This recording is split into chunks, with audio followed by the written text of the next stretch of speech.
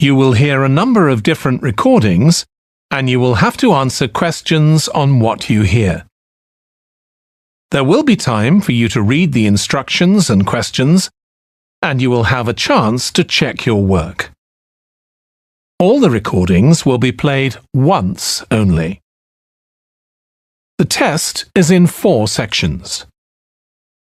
At the end of the test, you will be given 10 minutes to transfer your answers to an answer sheet. Now turn to Section 1.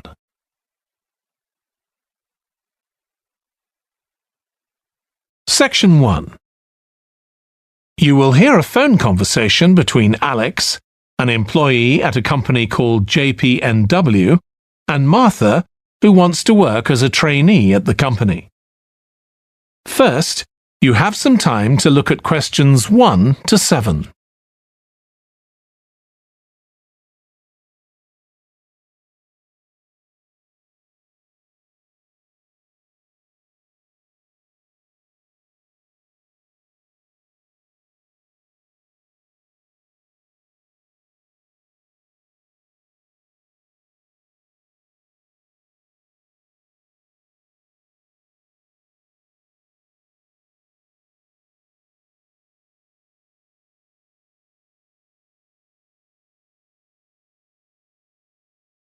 You will see that there is an example that has been done for you. On this occasion only, the conversation relating to this will be played first. Hi, Alex. It's Martha Kleins here. James White gave me your number. I hope you don't mind me calling you. Of course not. How are you, Martha? Good, thanks. I'm ringing because I need a bit of advice. Oh yeah, what about? The training you did at JPNW a few years ago, I'm applying for the same thing. Oh right, yes, I did mine in 2014. Best thing I ever did, I'm still working there. Alex did his training in 2014. So 2014 has been written in the space. Now we shall begin. You should answer the questions as you listen because you will not hear the recording a second time. Listen carefully and answer questions 1 to 7. Hi, Alex. It's Martha Kleins here. James White gave me your number. I hope you don't mind me calling you. Of course not. How are you, Martha? Good, thanks. I'm ringing because I need a bit of advice. Oh yeah, what about? The training you did at JPNW a few years ago, I'm applying for the same thing. Oh right, yes, I did mine in 2014. Best thing I ever did, I'm still working there. Really? What are you doing? Well, now I work in the customer services department, but I did my initial training in finance. I stayed there for the first 2 years and then moved to where I am now. That's the same department I'm applying for. Did you enjoy it? I was pretty nervous to begin with. I didn't do well in my exams at school, and I was really worried because I failed maths. But it didn't actually matter because I did lots of courses on the job. Did you get a diploma at the end of your trainee period? I'm hoping to do the one in business skills. Yes, that sounds good. I took the one on IT skills, but I wish I'd done that one instead. OK, that's good to know. What about the other trainees? How did you get on with them? There were about 20 of us who started at the same time, and we were all around the same age. I was 18, and there was only one person younger than me who was 17.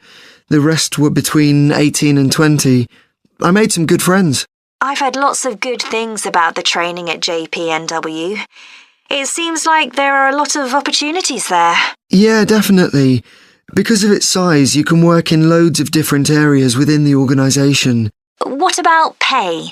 I know you get a lower minimum wage than regular employees. That's right, which isn't great, but you get the same number of days holiday as everyone else, and the pay goes up massively if they offer you a job at the end of the training period. Yeah, but I'm not doing it for the money. It's the experience I think will be really useful. Everyone says by the end of the year you gain so much confidence. You're right, that's the most useful part about it. There's a lot of variety too. You're given lots of different things to do. I enjoyed it all. I didn't even mind the studying. Do you have to spend any time in college? Yes, 1 day each month. So you get lots of support from both your tutor and your manager. That's good. And the company is easy to get to, isn't it? Yes, it's very close to the train station, so the location's a real advantage. Before you hear the rest of the phone conversation, you have some time to look at questions 8 to 10.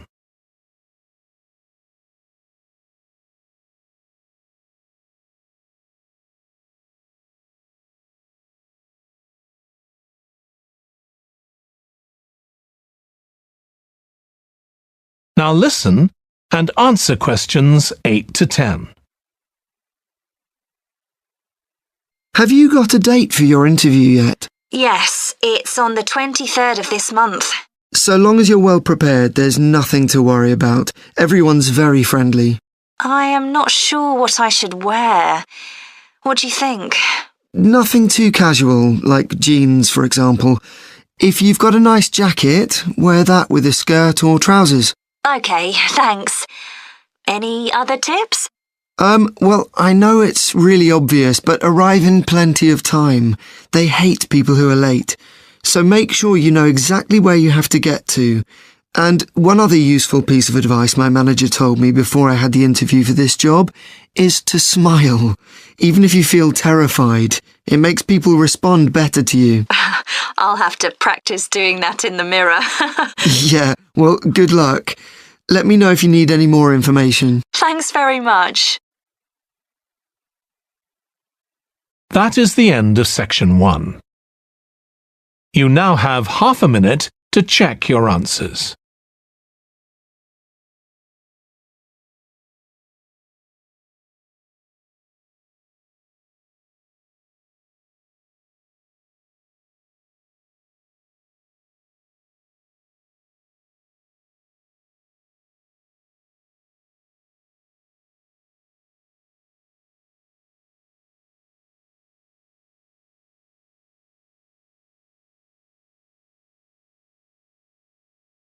Now turn to section 2.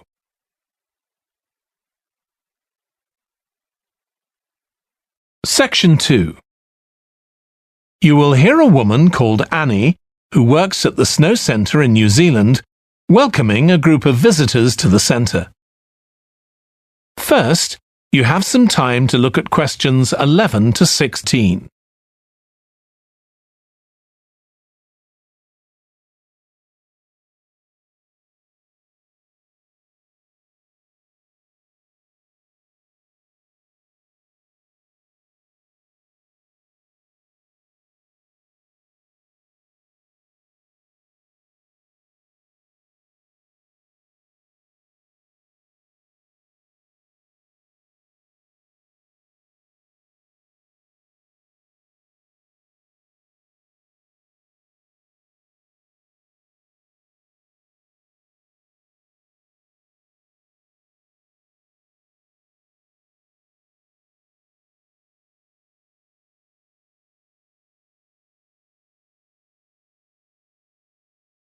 Now listen carefully and answer questions 11 to 16. Hi everyone, welcome to the Snow Centre. My name's Annie. I hope you enjoyed the bus trip from the airport. We've certainly got plenty of snow today. Well, you've come to New Zealand's premier snow and ski centre, and we've a whole load of activities for you during your week here. Most visitors come here for the cross-country skiing, where you're on fairly flat ground for most of the time, rather than going down steep mountainsides. There are marked trails, but you can also leave these and go off on your own, and that's an experience not to be missed. You can go at your own speed. It's great aerobic exercise if you really push yourself. Or, if you prefer, you can just glide gently along and enjoy the beautiful scenery. This afternoon, you'll be going on a dog sled trip. You may have seen our dogs on TV recently racing in the Winter Sled Festival. If you want, You can have your own team for the afternoon and learn how to drive them, following behind our leader on the trail. Or if you'd prefer, you can just sit back in the sled and enjoy the ride as a passenger. At the weekend, we have the team relay event, and you're all welcome to join in. We have a local school coming along, and a lot of the teachers are taking part too. Participation rather than winning is the main focus, and there's a medal for everyone who takes part. Participants are in teams of 2 to 4, and each team must complete 4 laps of the course. For your final expedition, you'll head off to Mount Frenna wearing a pair of special snowshoes which allow you to walk on top of the snow. This is an area where miners once searched for gold, though there are very few traces of their work left now. When the snow melts in summer, the mountain slopes are carpeted in flowers and plants. It's a long ascent, though not too steep, and walkers generally take a couple of days to get to the summit and return. You'll spend the night in our hut halfway up the mountain. That's included in your package for the stay. It's got cooking facilities, firewood and water for drinking. For washing, we recommend you use melted snow, though, to conserve supplies. We can take your luggage up on our snowmobile for you for just $10 a person. The hut has cooking facilities, so you can make a hot meal in the evening and morning, but you need to take your own food. The weather on Mount Frenna can be very stormy. In that case, stay in the hut. Generally, the storms don't last long. Don't stress about getting back here to the centre in time to catch the airport bus. They'll probably not be running anyway. We do have an emergency locator beacon in the hut, but only use that if it's a real emergency, like if someone's ill or injured. Before you hear the rest of the talk, you have some time to look at questions 17 to 20.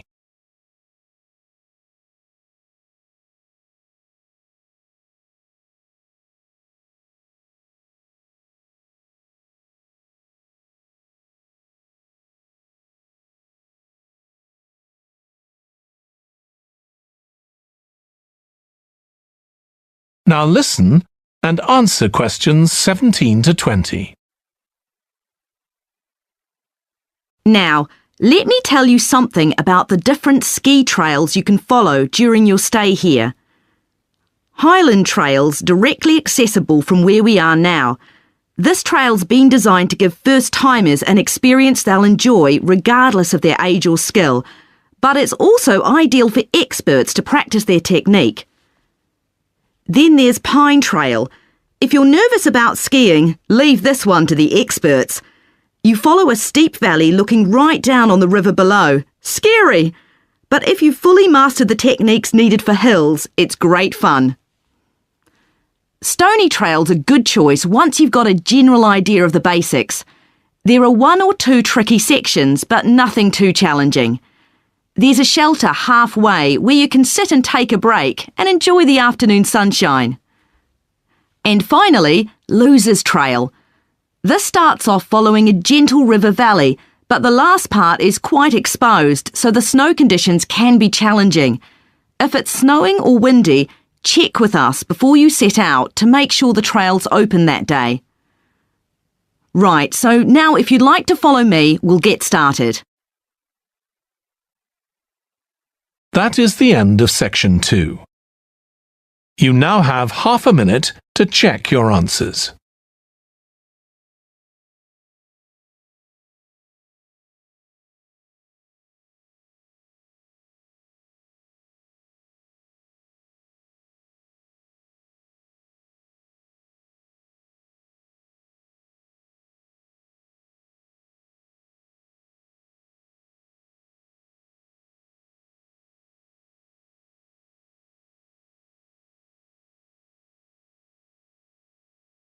Now turn to section 3.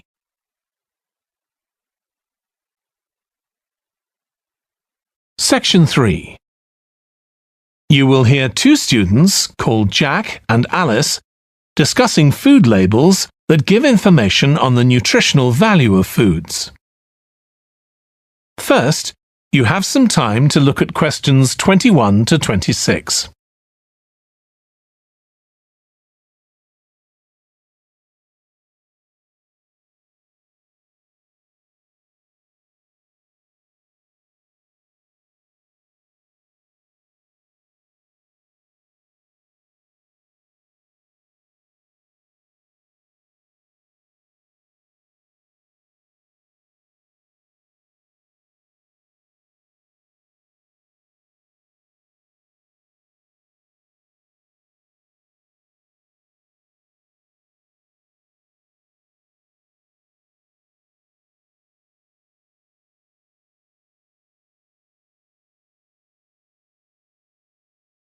Now listen carefully and answer questions 21 to 26.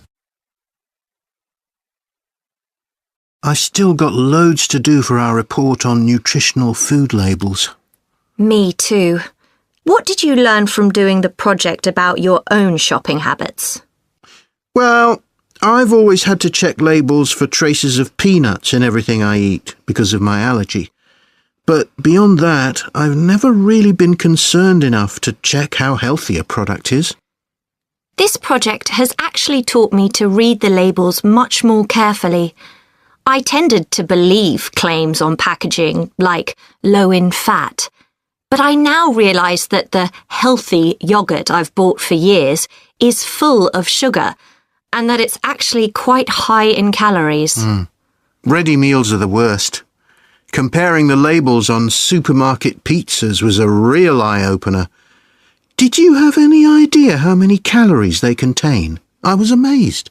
Yes, because unless you read the label really carefully, you wouldn't know that the nutritional values given are for half a pizza. When most people eat the whole pizza. Not exactly transparent, is it? Not at all. But I expect it won't stop you from buying pizza. Probably not, no. I thought comparing the different labelling systems used by food manufacturers was interesting. I think the kind of labelling system used makes a big difference. Which one did you prefer? I liked the traditional daily value system best, the one which tells you what proportion of your required daily intake of each ingredient the product contains. I'm not sure it's the easiest for people to use, but at least you get the full story. I like to know all the ingredients in a product, not just how much fat, salt and sugar they contain. But it's good supermarkets have been making an effort to provide reliable information for customers. Yes. There just needs to be more consistency between labelling systems used by different supermarkets, in terms of portion sizes, etc. The labels on the different brands of chicken flavour crisps were quite revealing too, weren't they? Yeah. I don't understand how they can get away with calling them chicken flavour when they only contain artificial additives. I know. I'd at least have expected them to contain a small percentage of real chicken. Absolutely. I think having nutritional food labelling has been a good idea, don't you? I think it will change people's behaviour and stop mothers, in particular, buying the wrong things. But didn't that study kind of prove the opposite? People didn't necessarily stop buying unhealthy products. They only said that might be the case. Those findings weren't that conclusive, and it was quite a small-scale study. I think more research has to be done. Yes, I think you're probably right. Before you hear the rest of the discussion, you have some time to look at questions 27 to 30.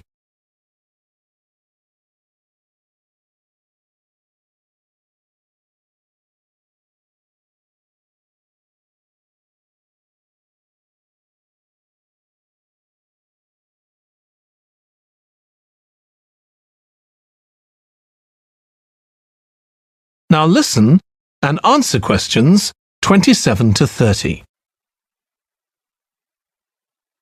What do you think of the traffic light system? I think supermarkets like the idea of having a colour-coded system, red, orange or green, for levels of fat, sugar and salt in a product. But it's not been adopted universally, and not on all products. Why do you suppose that is? Pressure from the food manufacturers. Hardly surprising that some of them are opposed to flagging up how unhealthy their products are. I'd have thought it would have been compulsory. It seems ridiculous it isn't. I know. And what I couldn't get over is the fact that it was brought in without enough consultation. A lot of experts had deep reservations about it. That is a bit weird. I suppose there's an argument for doing the research now when consumers are familiar with this system. Yeah, maybe. The participants in the survey were quite positive about the traffic light system. But I don't think they targeted the right people. They should have focused on people with low literacy levels, because these labels are designed to be accessible to them. Yeah. But it's good to get feedback from all socio-economic groups, and there wasn't much variation in their responses. No. But if they hadn't interviewed participants face-to-face, they could have used a much bigger sample size. I wonder why they chose that method. Dunno. How were they selected? Did they volunteer or were they approached? I think they volunteered. The thing that wasn't stated was how often they bought packaged food. All we know is how frequently they used the supermarket. That is the end of section 3. You now have half a minute to check your answers.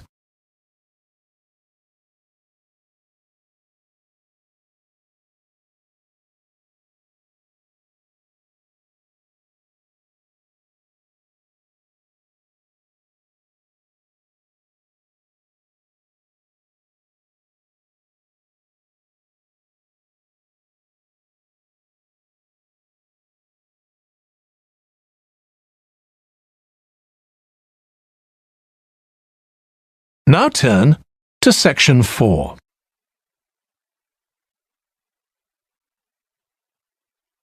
Section 4. You will hear part of a presentation by a history student about the history of coffee. First, you have some time to look at questions 31 to 40.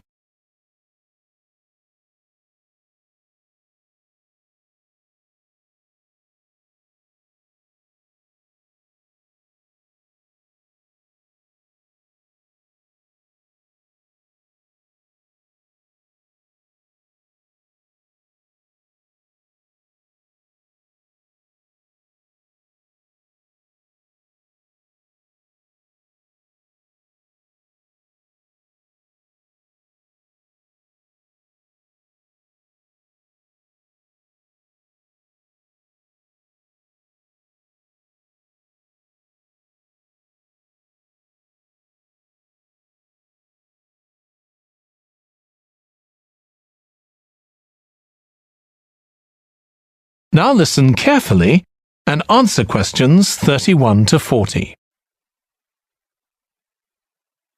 In my presentation, I'm going to talk about coffee and its importance both in economic and social terms.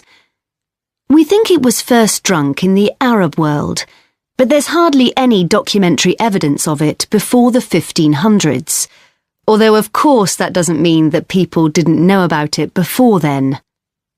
However, there is evidence that coffee was originally gathered from bushes growing wild in Ethiopia, in the northeast of Africa. In the early 16th century, it was being bought by traders, and gradually its use as a drink spread throughout the Middle East. It's also known that in 1522, in the Turkish city of Constantinople, which was the centre of the Ottoman Empire, the court physician approved its use as a medicine. By the mid-1500s, coffee bushes were being cultivated in the Yemen, and for the next 100 years, this region produced most of the coffee drunk in Africa and the Arab world. What's particularly interesting about coffee is its effect on social life. It was rarely drunk at home, but instead, people went to coffee houses to drink it. These people, usually men, would meet to drink coffee and chat about issues of the day. But at the time, this chance to share ideas and opinions was seen as something that was potentially dangerous. And in 1623, the ruler of Constantinople demanded the destruction of all the coffee houses in the city, although after his death, many new ones opened, and coffee consumption continued. In the 17th century, coffee drinking spread to Europe, and here too, coffee shops became places where ordinary people, nearly always men, could meet to exchange ideas. Because of this, some people said that these places performed a similar function to universities. The opportunity they provided for people to meet together outside their own homes and to discuss the topics of the day had an enormous impact on social life, and many social movements and political developments had their origins in coffeehouse discussions.